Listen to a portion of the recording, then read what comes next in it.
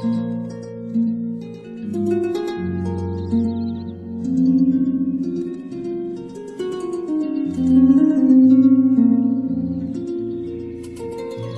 ontologis.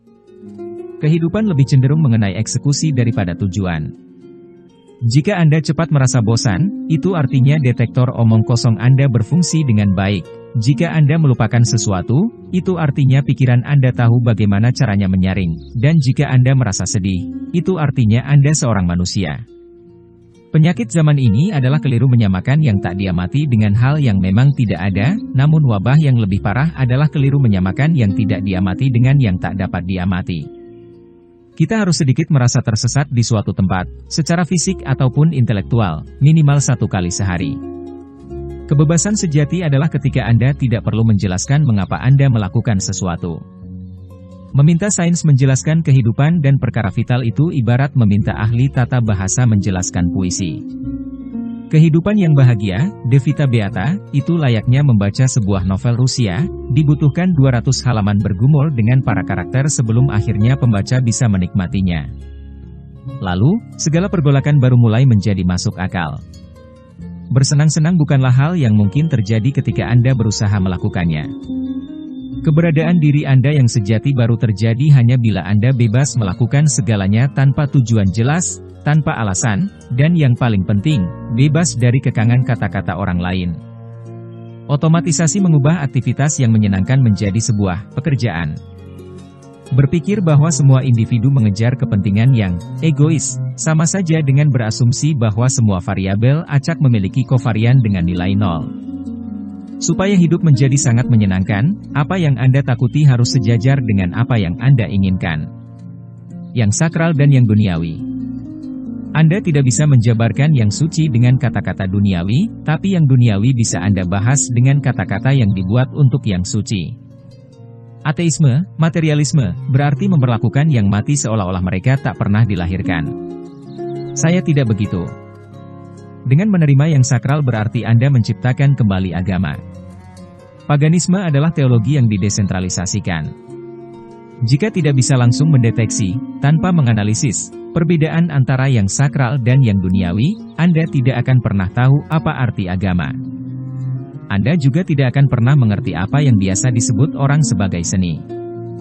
Dengan demikian, Anda tak akan pernah mengerti apa-apa. Dahulu, orang mengenakan pakaian biasa pada hari biasa, dan pakaian resmi pada saat beribadah. Sekarang yang terjadi kebalikannya. Untuk menandakan pemisahan antara yang suci dan yang duniawi, saya melakukan ritual mandi sesudah melakukan kontak atau korespondensi, termasuk lewat email, dengan konsultan, ahli ekonomi, profesor Harvard Business School, jurnalis, dan orang-orang lain dengan pekerjaan kotor serupa. Barulah setelahnya saya merasa bersih dari hal duniawi sampai kesempatan berikutnya. Agama tidak terlalu berfokus mengatakan kepada manusia bahwa hanya ada satu Tuhan, tetapi lebih banyak bicara tentang mencegah manusia berpikir bahwa Dia adalah Tuhan. Semakin sedikit dewa, semakin besar dogma dan intoleransi teologis. Jadi, N0, para ateis, modern, N1, Sunni purists, N1-2, monofisit, N3-12, Yunani ortodoks, N lentur, paganisme Laut Tengah kuno. Buku adalah satu-satunya media yang belum dirusak oleh yang duniawi, apapun benda lainnya yang bisa dilihat memanipulasi Anda dengan iklan. Anda bisa menggantikan kebohongan dengan kebenaran, tapi mitos hanya bisa digantikan oleh narasi. Yang sakral itu serba tanpa syarat, yang duniawi serba bersyarat. Laut Tengah kuno, sebelum monoteisme, orang berubah dan bertukar ritus serta para dewa seperti kita sekarang saling bertukar makanan etnis. Sumber dari hal yang tragis dalam sejarah terletak pada kesalahan dalam menilai sikap tulus orang lain sebagai sikap pamrih, begitu pula sebaliknya. Ateisme hanya merupakan versi modern dari penganut agama fundamentalis, keduanya memahami agama secara terlalu harfiah.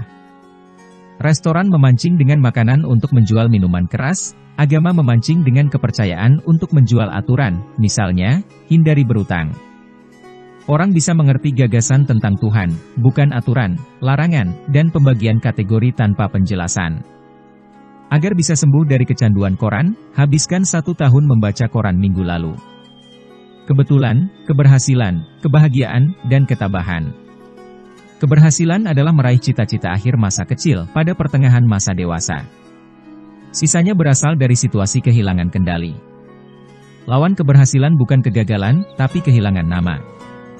Modernitas perlu memahami bahwa kaya dan menjadi kaya itu tidak sama, baik dilihat secara matematis, personal, sosial, maupun etnis. Konsekuensi, jika Anda bersosialisasi dengan seseorang yang memiliki kantong lebih tipis daripada Anda wajib berkomunikasi dengannya, seolah-olah Anda memiliki kekayaan yang sama jumlahnya dengan yang ia miliki, makan di tempat-tempat yang biasa ia kunjungi, tidak menunjukkan foto-foto liburan Anda di Provence, atau apapun yang mengindikasikan adanya perbedaan jumlah kekayaan. Anda tidak jadi merdeka sepenuhnya dengan hanya menghindari untuk menjadi budak, Anda juga harus menghindari untuk menjadi majikan demi menjadi merdeka. Takdir menghukum yang serakah dengan membuatnya miskin dan yang sangat serakah dengan menjadikannya kaya.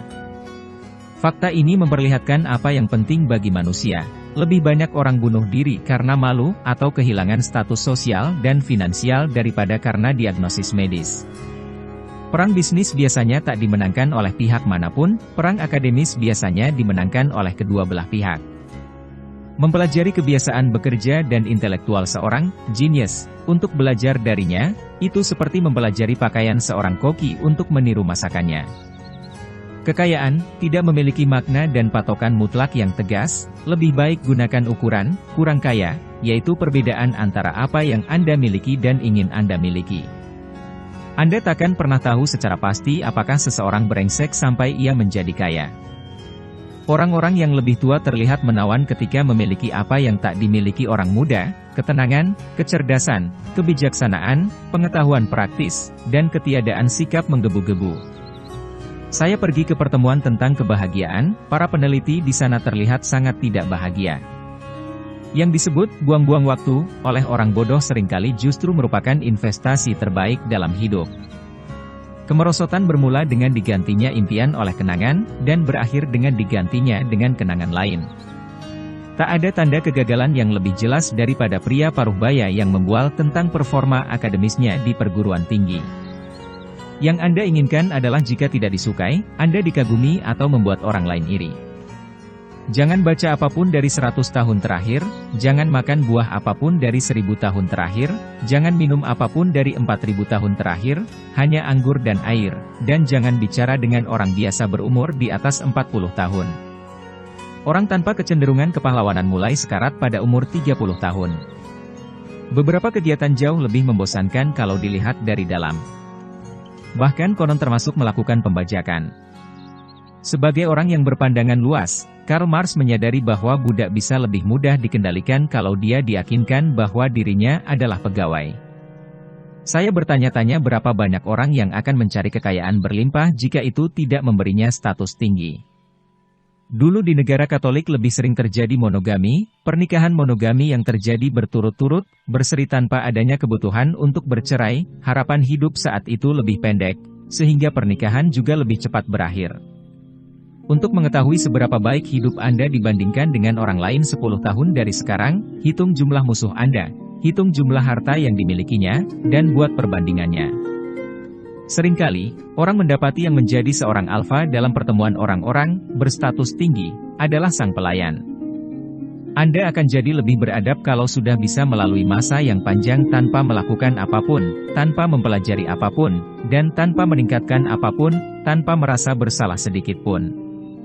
Orang yang berkata, saya sibuk entah menyatakan dirinya tidak kompeten, dan tidak bisa mengendalikan hidup, atau mencoba menyingkirkan Anda. Dalam semua upaya untuk mencapai keberhasilan tidak dibutuhkan kualitas tertentu. Untuk menjadi berhasil dalam kejahatan, tak dibutuhkan empati. 1. Untuk berhasil di dunia perbankan, tak dibutuhkan rasa malu dalam menyembunyikan risiko. 2. Untuk berhasil di sekolah, tak dibutuhkan akal sehat. Untuk berhasil secara ekonomi, tak dibutuhkan pemahaman tentang probabilitas, risiko, efek second order, atau apapun. 3. Untuk berhasil dalam bidang jurnalistik, tak dibutuhkan kemampuan memikirkan hal-hal yang tak relevan pada bulan Januari mendatang. 4. Tetapi untuk berhasil dalam hidup dibutuhkan ketidakmampuan total untuk melakukan apapun yang membuat Anda tidak nyaman ketika melihat diri Anda di cermin. Beda budak zaman Romawi dan Utsmaniyah dan pegawai zaman sekarang adalah budak tidak perlu menjilat atasannya. Manfaat alami dari ponsel, laptop, dan barang-barang modern lain yang tak tergantikan adalah kegembiraan yang dirasakan seseorang saat menemukan sebuah objek yang hilang. Ketika Anda kehilangan dompet yang penuh dengan kartu kredit, ada kemungkinan Anda memiliki kesempatan untuk memiliki hari yang baik. Anda baru bisa dibilang kaya kalau uang yang Anda tolak terasa lebih enak daripada uang yang Anda terima. Bagi kebanyakan orang, keberhasilan adalah perpindahan yang berbahaya dari kubu orang-orang yang membenci ke kubu orang-orang yang dibenci. Agar tahu apakah Anda menyukai posisi Anda sekarang tanpa ikatan ketergantungan, periksalah apakah Anda sama bahagianya ketika kembali ke sana dibanding ketika meninggalkannya. Anda bisa mengetahui seberapa miskin seseorang dari seberapa sering ia merujuk uang dalam percakapannya. Perbedaan antara cinta dan kebahagiaan, mereka yang bicara tentang cinta cenderung sedang merasakan cinta, sementara mereka yang bicara tentang kebahagiaan cenderung tidak bahagia. Modernitas, kita menciptakan generasi muda tanpa kepahlawanan, umur tanpa kebijaksanaan, dan kehidupan tanpa keagungan. Anda bisa tahu seberapa tak menarik seseorang dengan bertanya siapa yang dia anggap menarik. Internet adalah tempat yang tidak sehat bagi orang yang haus perhatian. Saya ingin tahu, apakah pada waktu pesta orang mengukur waktu yang diperlukan seorang asing yang agak sukses untuk membuat orang lain menyadari dia kuliah di Harvard.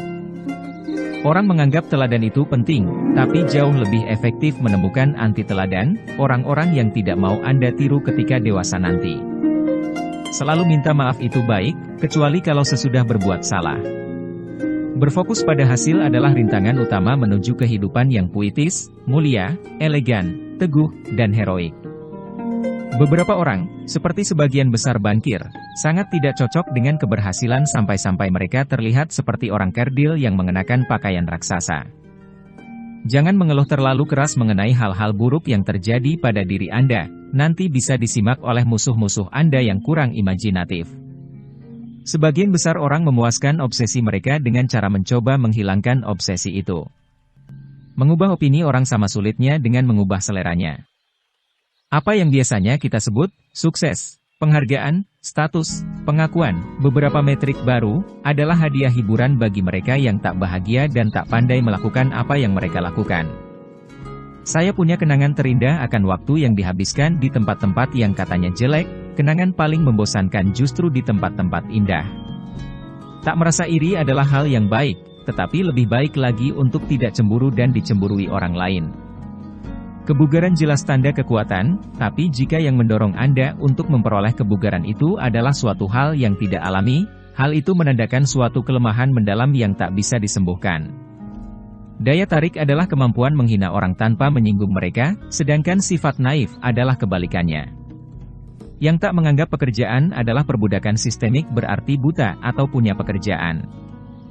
Mereka lahir lalu dimasukkan kotak, pulang untuk hidup dalam kotak, belajar dengan mencentang kotak, pergi untuk bekerja dalam kotak, menyetir ke toko pangan dalam kotak untuk membeli makanan dalam kotak, pergi ke tempat olahraga dalam kotak untuk duduk dalam kotak, bicara mengenai, berpikir di luar kotak, dan ketika mati ditaruh di dalam kotak. Semua kotak Euclidean yang mulus secara geometri. Jangan pernah mempekerjakan siswa dengan nilai A kecuali kalau untuk mengikuti ujian. Definisi lain modernitas, percakapan bisa direkonstruksi sepenuhnya dengan potongan dari percakapan lain yang terjadi pada saat yang sama di dunia ini. Abad ke-21 akan menjadi masa kehancuran utopia teknologi. Pada zaman Suetonius, 60% dari para pendidik terkemuka, para ahli tata bahasa, adalah budak. Kini, rasionya menjadi 97,1% dan terus bertambah. Usaha-usaha membangun utopia sosial, politis, dan medis telah menyebabkan mimpi buruk, banyak obat dan teknik yang berasal dari upaya perang. Keterhubungan, internet menciptakan sebentuk informasi yang ganjil tentang hubungan sosial yang semu dan promiskuitas, tidak mengikat, yang membuat kita merasa bersih sesudah membatasi penggunaannya. Dalam kebanyakan perdebatan, orang terlihat berusaha meyakinkan orang lain, tapi sebenarnya mereka hanya bisa berharap mendapat argumen baru untuk meyakinkan diri sendiri. Apakah Anda menyadari bahwa mengoleksi karya seni itu sama seperti melukis sebagai hobi, layaknya menonton pornografi sama seperti melakukannya secara nyata? Satu-satunya perbedaan hanyalah status.